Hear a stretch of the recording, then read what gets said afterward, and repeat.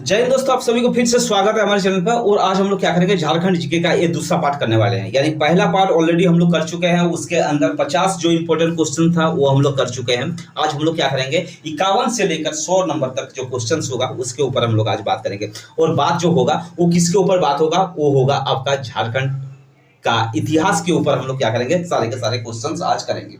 अच्छा, अब बात होगा कि ये जो क्वेश्चंस होगा वो किसके लिए इंपॉर्टेंट है। ये 10th लेवल और 12th लेवल के जितने भी वैकेंसीज है झारखंड में, सारे वैकेंसीज के लिए ये क्या है, इंपॉर्टेंट है। चलिए सबसे पहले क्या करेंगे, हम लोग एक एक क्वेश्चंस ले लेते हैं। सारे के सारे क्वेश्चंस आपको अटेम्प्ट करना है। कैसे अटेम्प्ट करना है, पहले सबसे पहले क्वेश्चंस को आप देख लीजिए, वीडियो को स्टॉप करके आप सबसे पहले अपने आप इस क्वेश्चंस को करने का तैयारी कीजिए। तभी आपको पता चल जाएगा कि आपका तैयारी कहाँ तक है और आपको तैयारी कितना करना है।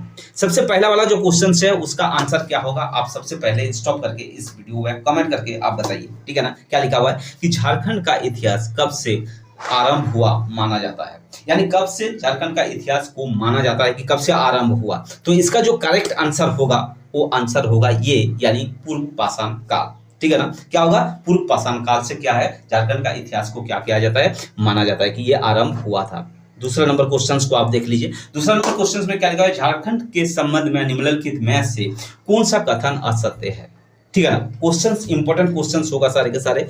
आप क्या कीजिए, इस क्वेश्चंस का आंसर को सही ढंग से पढ़ के क्या करना है, आपको टिक लगाना है। तो सबसे पहला वाला जो आंसर है, क्या लिखा हुआ है इसके अंदर आंसर ऑप्शन में से कि ऐतिहासिक काल से छूटना पूर्व घनघोर जंगलों से आच्छादित था, ठीक है ना।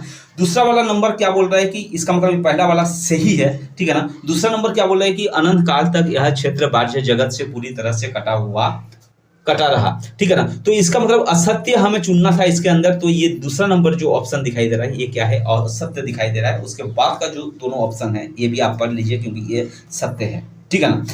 53 नंबर क्वेश्चन, 53 नंबर क्वेश्चन जो बोल रहा है, यानी 50 से स्टार्ट हुआ था, 51 से स्टार्ट हुआ था।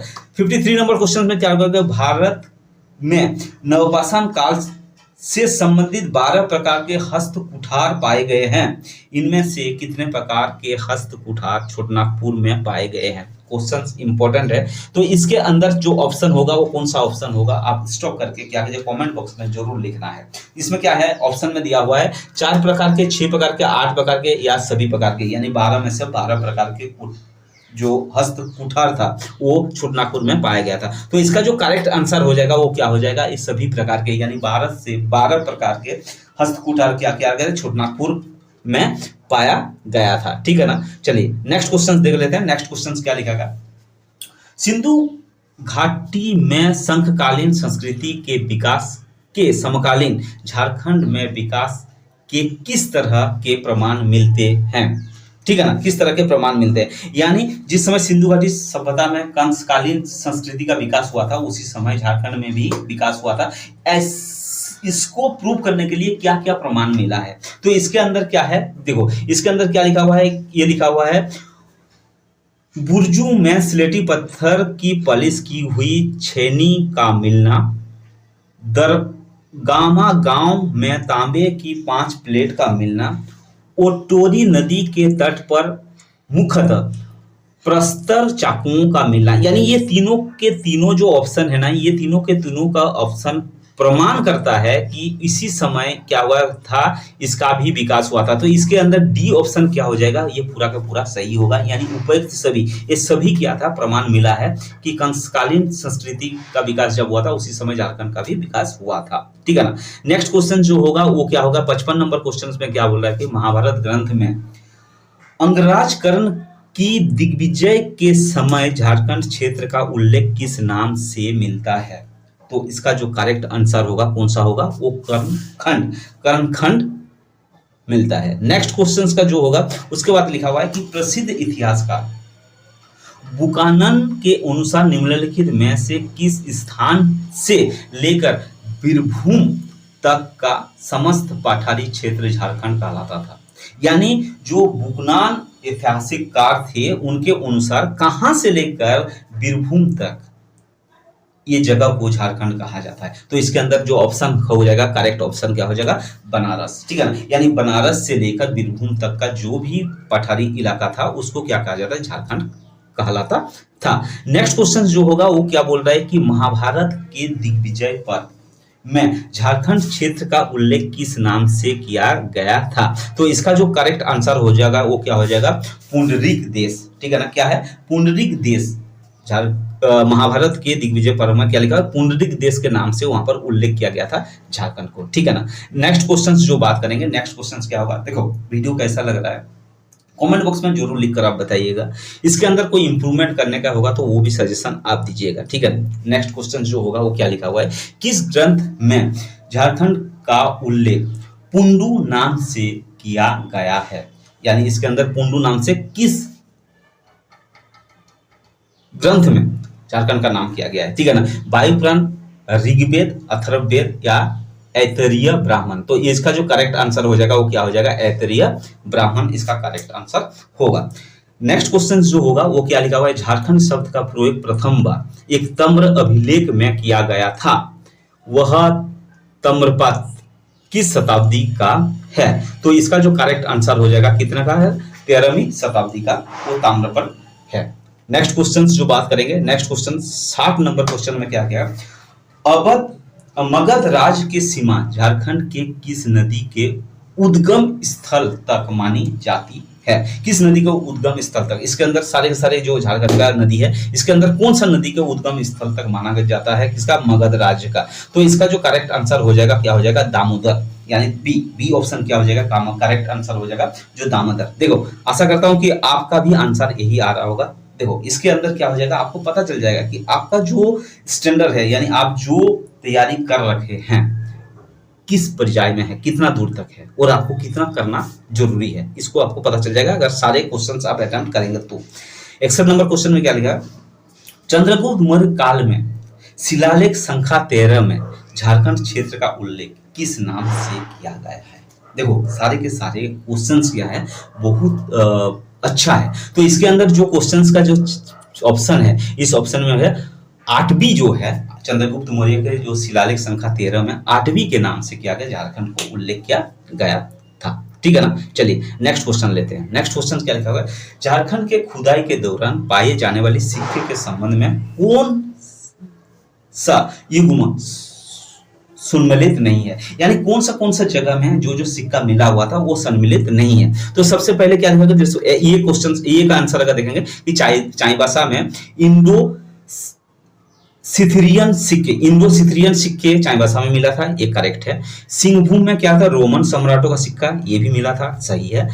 रांची में क्या है? कुलनकालीन सिक्का मिला था, ये भी सही है। इसका मतलब जो आंसर होगा ना वो क्या हो जाएगा? वो डी ऑप्शन होगा, क्योंकि डी में क्या है? हाजिरीबाग में यूनानी सम्राट का जो ये लिखा हुआ है वो नहीं होगा। ठीक है ना। इसका मतलब इसका जो करेक्ट आंसर हो जाएगा ना वो कौन सा हो जाएगा? वो हो जाएगा आपका डी। ठीक है ना। अब नेक्स्ट जो क्वेश्चंस का बात करेंगे, क्या लिखा हुआ है? प्रथम मुंडा आंदोलन किस वर्ष में हुआ? प्रथम मुंडा आंदोलन किस वर्ष में हुआ? इसके अंदर 4 ऑप्शन में से क्या हो जाएगा? डी ऑप्शन इसका करेक्ट हो जाएगा। यानी 1797 में क्या होता है? प्रथम मुंडा आंदोलन हुआ था। ठीक है ना। नेक्स्ट क्वेश्चंस का जो बात करेंगे, हम लोग नेक्स्ट क्वेश्चन में क्या लिखा हुआ है कि निम्नलिखित में से कौन सुतिया वाहन द्वारा स्थापित सुतिया नाखंड के 7 गुणों का हिस्सा नहीं था?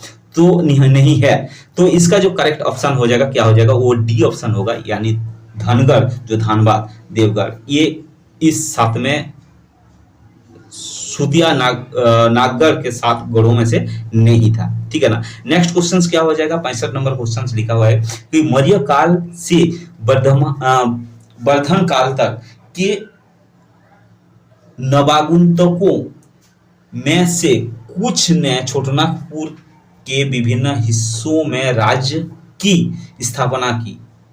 इनमें निम्नलिखित में से कौन शामिल नहीं है? यानी कौन सा शामिल नहीं है? इसके अंदर सिर्फ सी ऑप्शन होगा जो शामिल नहीं है। क्या होगा?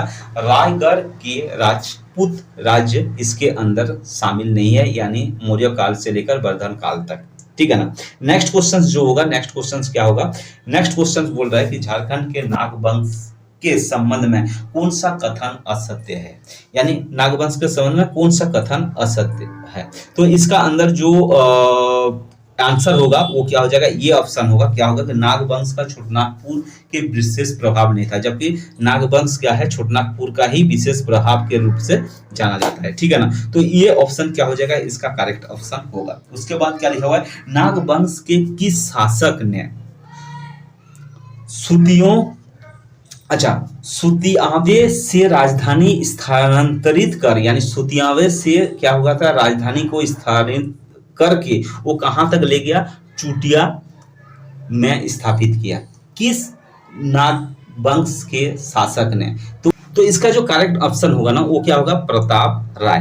प्रताप राय जो नागवंश के शासक थे, उन्होंने क्या किए थे, वो सुतियावे से लेकर राजधानी को क्या का स्थानांतरित करके चुटिया में स्थापित किए थे। ठीक है ना। नेक्स्ट क्वेश्चन जो होगा वो क्या लिखा हुआ है, रामगढ़ राज्य की स्थापना कब हुई थी। तो रामगढ़ की स्थापना कब हुई थी, 1368 में। ठीक है ना, 1368 में क्या हुआ था कि रामगढ़ राज्य की स्थापना हुई थी, ये नोट कर लीजिएगा। उसके बाद लिखा हुआ है, नेक्स्ट क्वेश्चन जो लिखा हुआ है वो लिखा हुआ है, रोहतासगढ़ पर शेर खान ने कब अधिकार किया। रोहतासगढ़ में शेर खान ने कब अधिकार किया, ये किया है 1538 में क्या किया था, वो अधिकार किया था, क्यों, किसने, शेर खान ने। ठीक है ना। नेक्स्ट क्वेश्चन जो होगा, नेक्स्ट क्वेश्चन, किस वजह से मुगलों का ध्यान कोकराह, ध्यान रखना, कोकराह की ओर गया।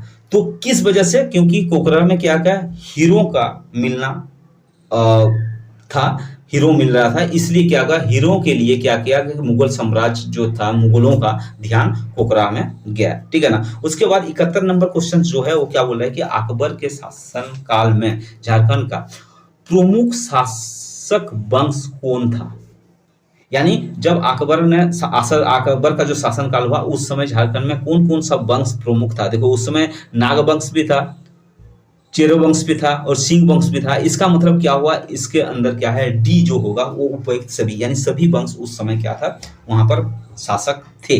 ठीक है ना। नेक्स्ट क्वेश्चन जो होगा, नेक्स्ट क्वेश्चन में क्या होगा, 72 नंबर क्वेश्चन क्या बोल रहा है, 72 नंबर क्वेश्चन में बोल रहा है कि 1585 ईसाई में कोकराह पर कब्जा के दौरान वहां का शासक कौन था। तो उस समय शासक कौन था, उस समय शासक था मधुकरण शाह, उस समय उस कोकराह का शासक थे। और इसमें अकबर ने क्या किया था, अधिकार किया था, यानी कब्जा किया था, कब, 1585 में। उसके बाद क्या लिखा हुआ है, नेक्स्ट जो होगा, अकबर के शासन काल में झारखंड का निम्नलिखित में से कौन सा क्षेत्र मुगलों के संपर्क में आया। तो इसमें क्या होगा, मुगलों के संपर्क में कौन सा आया, तो इसका जो आंसर होगा ना वो उपयुक्त सभी होगा, क्योंकि सभी ने क्या किया, अकबर ने क्या किया काल में, क्या होगा, सारे के सारे ये जो कोकराह है, सिंहभूम है, मानभूम है, तो सबको क्या किया था, उसने क्या किया, उसके संपर्क में आया। तो इसका मतलब जो आंसर होगा वो क्या हो जाएगा, उपयुक्त सभी उसका आंसर होगा। नेक्स्ट जो होगा, नेक्स्ट क्वेश्चंस में क्या लिखा हुआ है, देखो अकबर ने कोकराह पर कब कब्जा किया, वो भी अभी बात किए थे हम लोग, 1500 कितना है,